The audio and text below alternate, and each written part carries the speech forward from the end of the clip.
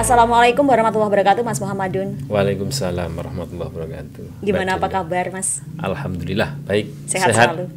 Syukurlah.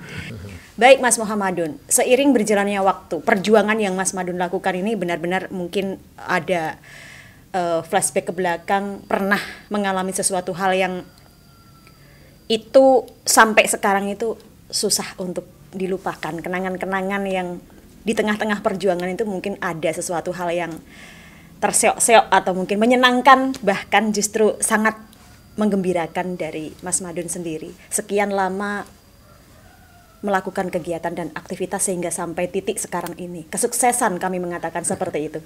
Gimana bisa diceritakan kepada kami, Mas? Ya. Sebetulnya sama seperti banyak orang ya. Tidak ada yang bisa menyangka kadang-kadang masa depan akan seperti apa. Kalau menyangka atau mengira-ngira mungkin bisa ya, tapi memastikannya tidak bisa. Betul. Termasuk saya yang tidak menyangka juga tidak bisa memastikan sampai di titik ini. Karena sekali lagi saya tidak pernah punya cita-cita dulu atau bayangan sedikit pun bahwa saya akan di dunia penyelenggara pemilu ya. Karena memang masa lalunya juga masa lalu yang lande-lande gitu ya. Meskipun kemudian ketika masuk di dunia media banyak hal baru. Tapi ada hal kecil yang saya sejak dulu masih ingat, hobi lebih suka ya. Lebih saya sebut sebagai hobi begitu ya. Suka begitu melihat informasi-informasi terkait ketatanegaraan. Oh gitu ya. Saya masih ingat beberapa tokoh yang dulu belum ada TV swasta yang masuk ke desa saya. Iya. Adanya TVRI. Iya. Jadi saya suka banget menikmati diskusi, debat dan lain sebagainya yang terkait tentang ketatanegaraan memang. Ngalir saja karena memang sejak awal kalungan radio itu sering saya betul. Sejak kecil saya itu kalungan radio itu yang kemudian suka dengan tayangan-tayangan di TVRI, Dunia Dalam Berita, lalu sebelum dan sesudahnya juga ada beberapa talkshow yang ya soal negara lah ya. Itu agak aneh di tengah anak-anak masa itu karena waktu itulah kira-kira usia SMP. Usia SMP. Anak-anak masih belum pegang HP. Ya belum pegang. SMP saya itu saya masih tahun 90-an akhir awal 90-an awal ya, belum ada handphone. Handphone itu kan 2004 saya baru pegang. Iya, betul. Cuman kemudian saat masuk di dunia media massa sejak 2004 itu yang membuat sesuatu yang baru dari yang asalnya mungkin lah kebanyakan anak-anak ya isinan begitu ya. Kemudian harus ketemu banyak orang. Setiap hari ketemu orang kenalan baru. Bahkan membawa saya kepada liputan-liputan yang sifatnya politik, dinamika politik. Iya. Namanya wartawan daerah ya. Iya betul. Semua apa yang ada di daerah harus di cover, termasuk pilkada, termasuk pemilu, termasuk macam-macam olahraga ya, olahraga banyak hal ya. Kita lihat Mas kondisi saat ini ya, media terutama yang literasi, media menulis lah gitu ya, tergerus oleh seiring berjalannya waktu, tergerus oleh zaman, tergerus oleh media digital, sehingga kondisinya ya sedikit memprihatinkan lah kalau kita bilang agak menurun drastis. Memang menurun drastis ya. Penjualan untuk koran-koran juga sekarang sudah nggak begitu sehebat dulu, segencar dulu. Seperti apa komentar dari Mas Madun? Saya masih punya kenangan jurnalis di tahun 2000-an awal ya, setidaknya sampai 2011 lah ya. Positioning jurnalis itu, positioning dalam pengertian media cetak, karena dulu belum ada rival media sosial ya. Itu rujukan orang untuk informasi ya media cetak itu. Ya, betul. Nyaris satu-satunya di luar televisi dan radio. Betul. Jadi belum ada ya, banyak lah ya yang media online, meskipun sebetulnya media online itu sudah ada sejak 95. Tapi untuk masuk ke sana perangkat yang dipakai internet aksesnya kan masih terbatas. Susah. Ya.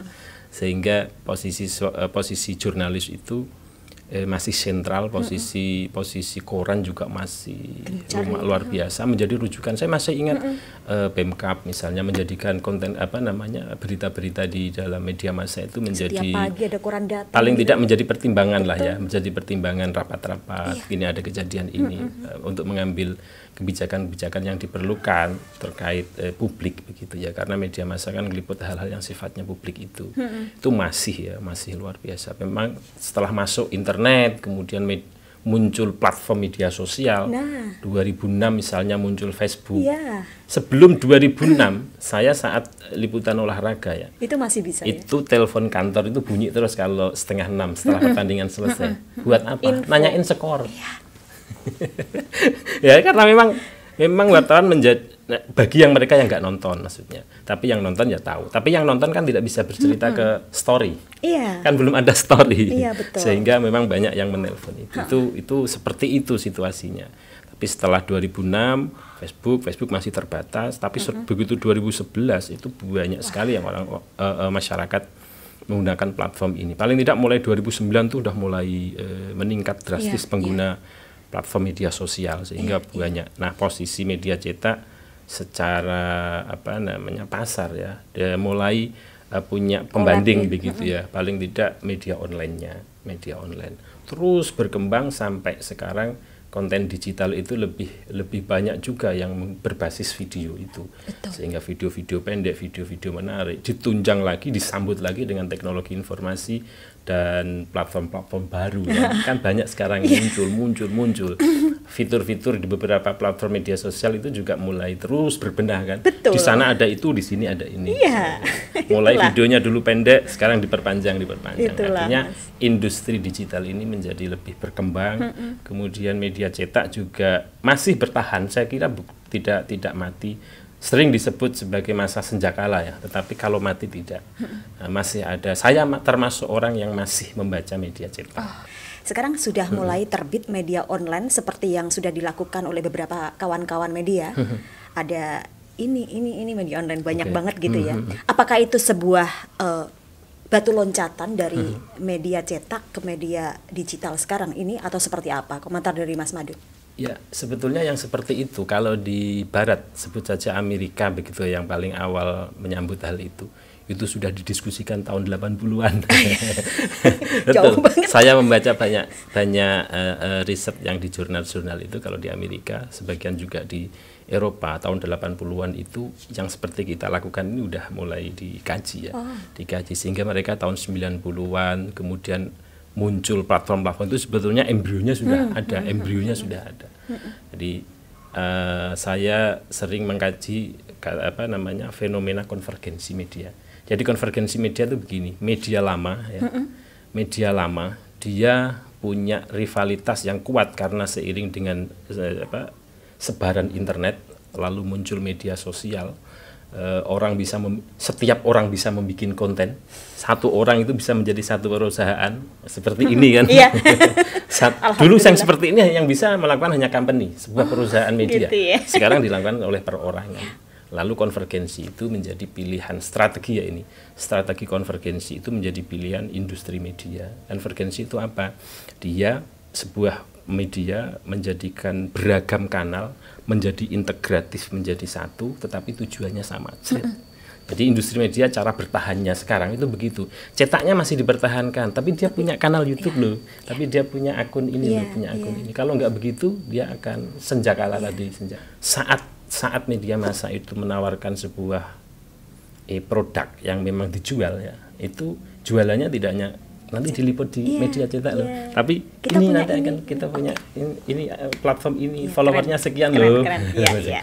Di KPU Kabupaten Jepara merintisnya juga sekarang sudah mulai tahap-tahap awal untuk memverifikasi data partai dan lain sebagainya, kemudian data para calon pemilih ini berhak milih apa enggak dan lain sebagainya, pasti di situ sudah dirapatkan secara besar-besaran, sudah mulai bekerja secara ekstra gitu ya, mulai bulan-bulan ini sampai tahun 2003-2004. Seperti apa persiapan-persiapan itu Mas untuk menghadapi 2024?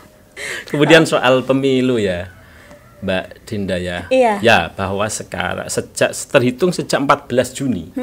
14 Juni Tahun 2002, ini ya? Ya, tahun 2022 itu sudah gong, tahapan pemilu sudah dimulai. Jadi kami sudah harus bekerja.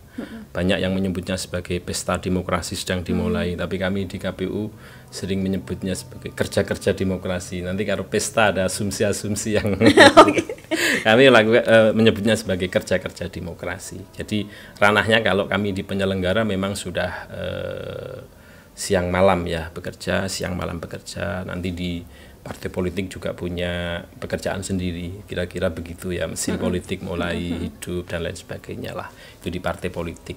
Masyarakat juga yang namanya dinamika, tentu sekarang tidak ada dinamika yang nggak muncul di medsos kan.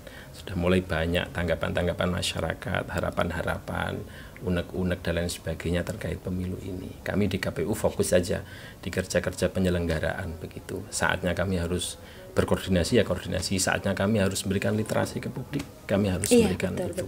Karena memang bagian dari tanggung jawab KPU itu memberikan sosialisasi dan literasi kepemiluan. Kami harus itu. Karena pemilih pemula ini nanti akan banyak, Mbak.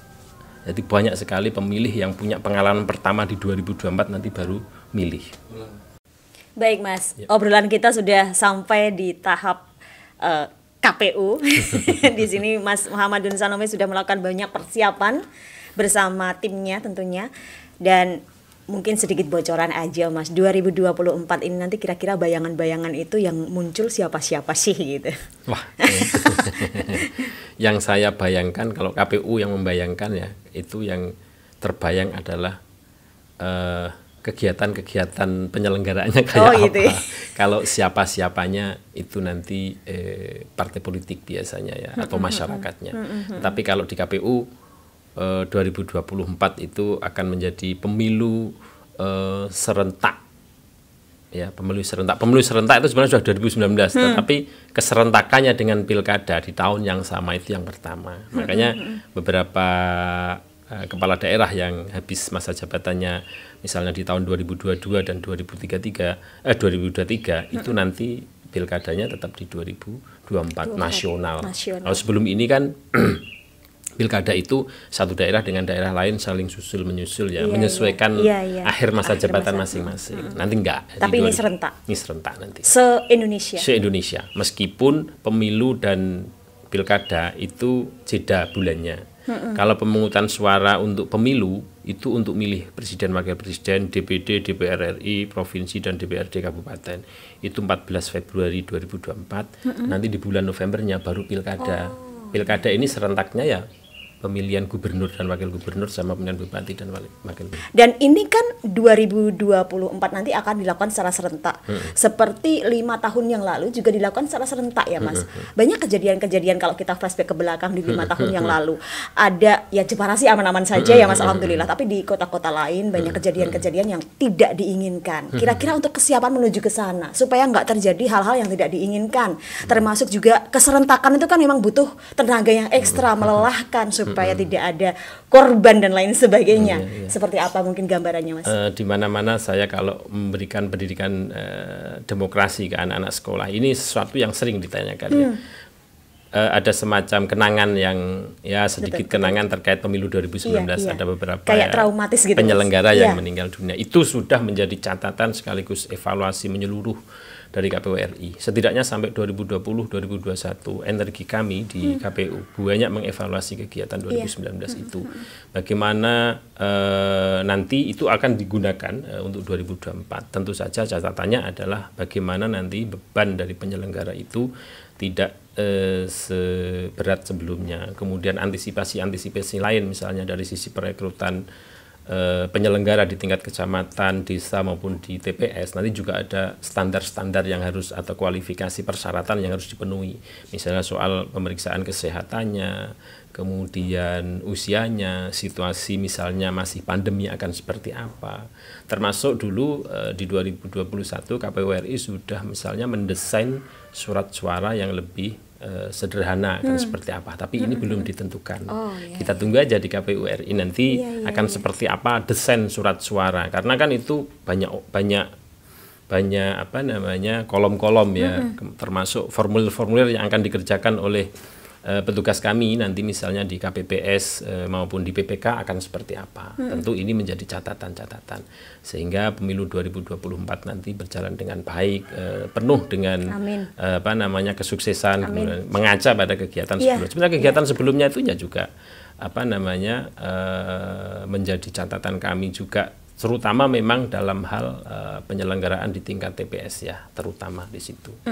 Karena memang kemarin di saat pandemi kami sudah punya pengalaman itu. Jadi misalnya di Jateng ada 21 kabupaten kota yang pilkadanya di tengah pandemi. Iya betul. Itu kami punya pengalaman itu.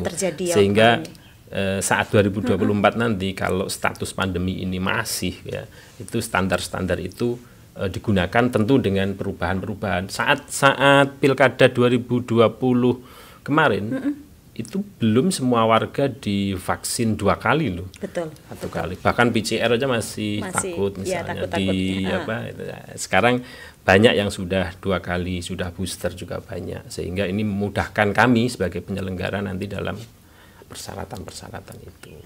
Dari kacamata Mas Madun selaku orang media yang pernah bergelut di media dan sekarang di KPU. Sosok yang harus bagaimanakah itu nanti yang akan memimpin Jepara yang tepat menurut Mas Madun? Ya, saya begini ya. Masyarakat itu juga butuh hal yang meyakinkan bagaimana dia terlibat di dalam pemilu.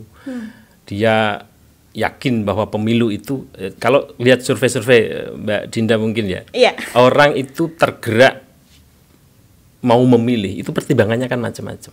Nah, salah satu pertimbangan itu adalah pemimpin yang akan dipilih ini bisa memberikan harapan. Yang penting itu memberikan harapan itu. Kalau pemimpin atau calon masyarakat sudah muncul calon sudah apatis misalnya ya, aduh sudah nggak berharap lagi, repot juga kan. Meskipun secara prosedural ya dia layak menjadi calon, tetapi misalnya masyarakat punya pertimbangan-pertimbangan sifatnya lebih substantif, kemudian dia tidak memenuhi harapan, itu kan kasihan juga. Sehingga nanti itu penting keterlibatan masyarakat untuk memberikan masukan-masukan misalnya kepada partai politik. Itu bagian dari dinamika politik. Jadi calon yang diusung itu mestinya seperti apa? Itu dikomunikasikan. KPU menyelenggarakannya, begitu aja. KPU yang punya gawe. Yang punya gawe, silakan. Ini masyarakat partai politik sedang ada tahapan penyusunan daftar calon sementara misalnya. Itu masyarakat harus terlibat dong di situ. Kalau masyarakatnya aktif, kalau apalagi merasa Mbak Dinda nih merasa sebagai calon peserta pemilu yang bagus, maju aja misalnya gitu. Kalau merasa tidak mampu atau belum masanya misalnya ya tunda dulu. Kadang kan begitu. Di konteks demokrasi itu ada orang-orang yang memang harus turun misalnya, harus ke gelanggang politik misalnya. Itu masyarakat harus aktif menurut saya. Masa saat misalnya partai politik menyusun daftar calon, termasuk calon presiden, termasuk calon gubernur, termasuk calon bupati. Yang selama ini jadi koreksi setelah pemilihan itu kan, kemarin kok pas pencalonan saya menang bayar.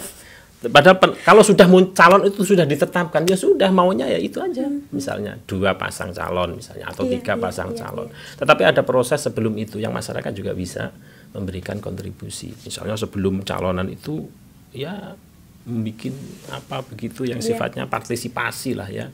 Jadi jangan diem-diem aja apatis. Gitu. KPU paling mendorongnya di situ. Partisipasi itu bisa partisipasi memilih, bisa partisipasi aktif untuk mengusung calon yang berkompeten. Kalau pertanyaan yang seperti apa sih sebetulnya yang amanah, yang amanah standar saja, yang bisa memberikan harapan sekaligus pembuktian kepada masyarakat bagaimana kondisi bangsa ini lebih baik, kondisi daerah ini lebih baik. Saya kira itu yang sulit ya. Memberikan harapan dan memberikan apa yang diinginkan masyarakat. Itu mungkin kadang ketika nyalon sih iya aja, tapi ketika jadi itu lupa ya. Pemilu itu kan fungsinya untuk membentuk pemerintahan. Pemerintahan itu ada pemimpinnya, itu juga dipilih untuk mengelola ekspektasi publik itu tadi. Masyarakat itu. Iya, biasanya kan gini Mas ya. Istilahnya kan dari KPU ini yang punya gawe, punya mantan beberapa pasang gitu ya. Tersilahkan masyarakat untuk berbondong-bondong uleman gitu. Mana sih tamunya yang paling banyak? Nah, itulah nanti yang jadi. Itu mantennya partai politik, Mantennya. bukan mantennya KPU. KPU itu hanya menyelenggarakannya saja. Mantennya itu yang ngusung partai politik. Atau misalnya kalau dari jalur perseorangan ya perseorangan. Tinggal mereka nanti mendaftarkannya ke KPU aja. Lalu KPU menetapkannya kalau memenuhi syarat ya, menetapkannya sebagai calon. Lalu dipanggungkan dalam kerja demokrasi namanya pemilihan itu. Baik, Mas Madun, luar biasa obrolan kita. Pengen masih ngobrol terus sih, tapi karena durasi skip ya. Ini kita kapan-kapan bisa nyambung lagi. Semoga calon-calon harapan masyarakat Kota Jepara nanti terpilih yang terbaik untuk di tahun 2024. Dan dari KPU Jepara persiapannya juga semoga lancar, sukses, dan tadi yang seperti Mas Madun sampaikan, semuanya amanah. Amanah. Terima kasih Mas Madun. Terima kasih. Assalamualaikum warahmatullahi wabarakatuh. Waalaikumsalam warahmatullahi wabarakatuh.